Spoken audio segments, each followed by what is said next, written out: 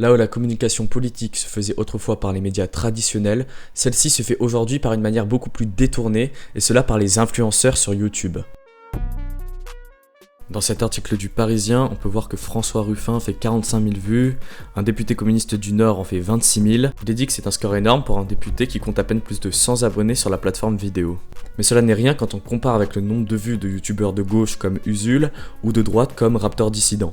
En exception, il y a Mélenchon qui culmine à plus de 500 000 vues sur YouTube, car il s'y est pris plus tôt, cela permet de séduire les jeunes et de faire un coup de com'. Mais du coup, on peut voir que des personnes qui ne sont pas des politiciens, qui sont des personnes comme vous et moi, ont plus d'influence que les politiciens eux-mêmes sur Internet et sur YouTube. Mais alors, quelles sont les conséquences et comment en est-on arrivé là ?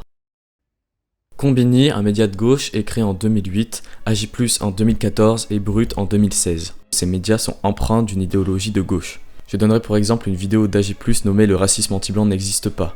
C'est une vidéo où l'on retrouve un discours idéologique avec des explications à base de racisme systémique, une idéologie importée d'Amérique. Face à ça, la droite est totalement capoute, aucun média ne représente correctement la droite. La gauche est intelligente et assez vicieuse, elle a compris que pour séduire les jeunes, il fallait réaliser des montages dynamiques portant sur des sujets populaires comme le rap. Ce n'est que récemment que Valeurs Actuelles a lancé son média VA+, qui est pour l'instant le seul de droite patriote, en excluant la droite libérale molle du Figaro par exemple. Ainsi, face à l'omniprésence de ces médias de gauche, de nouveaux influenceurs arrivent sur YouTube, comme Valek, Raptor Dissident, Papacito. Ils permettent la popularisation d'un discours inverse à celui majoritaire dans les médias. Le danger, selon moi, vient du fait que les deux camps draguent les jeunes, souvent en quête d'identité, et qui cherchent à se rentrer dans une case, et ainsi posséder intégralement une étiquette de gaucho ou de droitard. Il existe cependant des contenus plus modérés, comme ceux de Analgénocide ou Je suis pas content TV, mais force est de constater qu'ils sont moins populaires.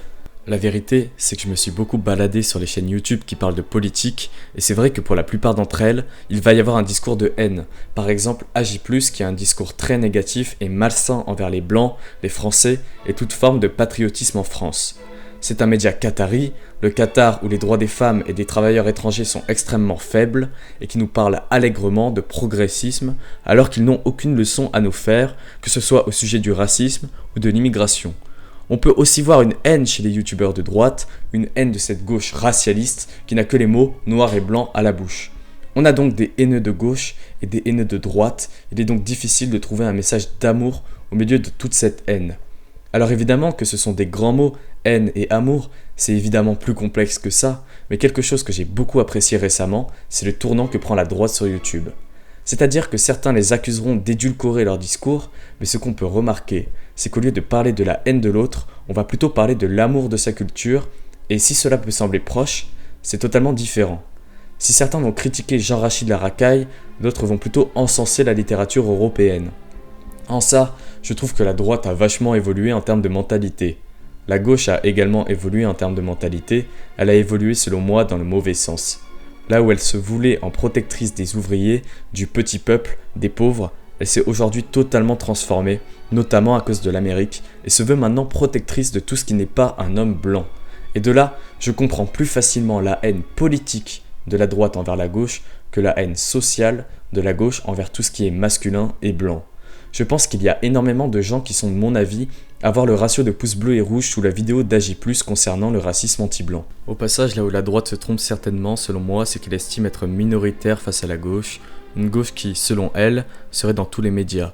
Et effectivement, c'est vrai que les médias sont plutôt de gauche, surtout sur internet, mais il existe tout de même certains endroits où la droite peut s'exprimer, comme par exemple sur CNews. Cela ne se traduit pas non plus dans les budgets de l'État, et ce même ratio de pouces bleus et rouges montre bien qu'une majorité de gens ne croient pas au discours de cette gauche intersectionnelle et que celle-ci reste minoritaire. Alors c'est vrai qu'on l'entend crier plus fort que les autres, mais celle-ci ne représente pas la majorité du peuple.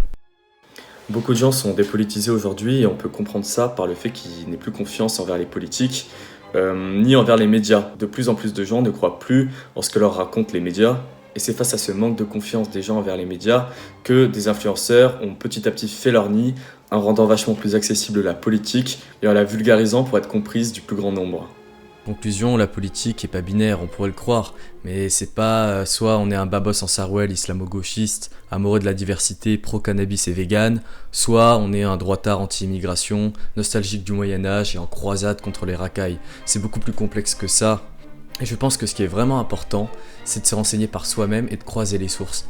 Et surtout sortir de YouTube, parce que YouTube c'est quand même un camp contre l'autre, il y a très peu de contenu modéré, et c'est parce que le contenu modéré se vend pas, c'est pas assez vendeur, évidemment que c'est les contenus extrêmes qui vont vendre.